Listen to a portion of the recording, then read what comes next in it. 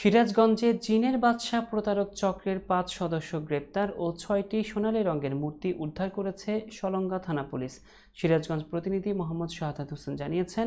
Police জমানায় গোপন সংবাদের ভিত্তিতে শুক্রবার রাত ৪টার দিকে সলঙ্গা থানার হাটিকুমরুল এলাকায় অভিযান পরিচালনা করার সময়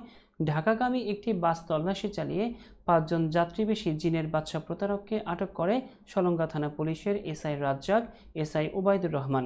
এ সময় তাদের নিকট থাকা ব্যাগ তল্লাশি করে ৬টি সোনালী রঙের মূর্তি ও বিভিন্ন ধরনের আয়ুর্বেদিক ওষুধ উদ্ধার করা হয়। শনিবার বিকেলে রায়গঞ্জ সার্কেলের অতিরিক্ত পুলিশ সুপার বিনয় কুমার সলঙ্গা থানায় প্রেস ব্রিফিং করে এই তথ্য নিশ্চিত করেছেন। হাটিকুমরুল গোল চত্বরে আমাদের গতকালের যে নাইট পার্টি ছিল,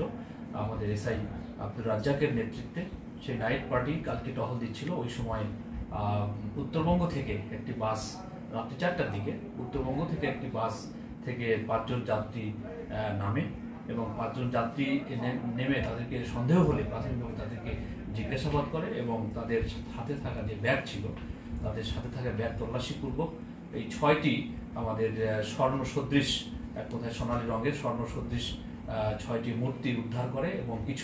আরও কিছু মালামাল, তাবিজ এবং যেটা মানুষের সাথে বিভিন্ন রকম প্রতারণা করে, বিভিন্ন ধরনের প্রতারণার কাজে ব্যবহারের যেগুলো সামগ্রী সেগুলো সহ তাদের কাছ থেকে উদ্ধার করে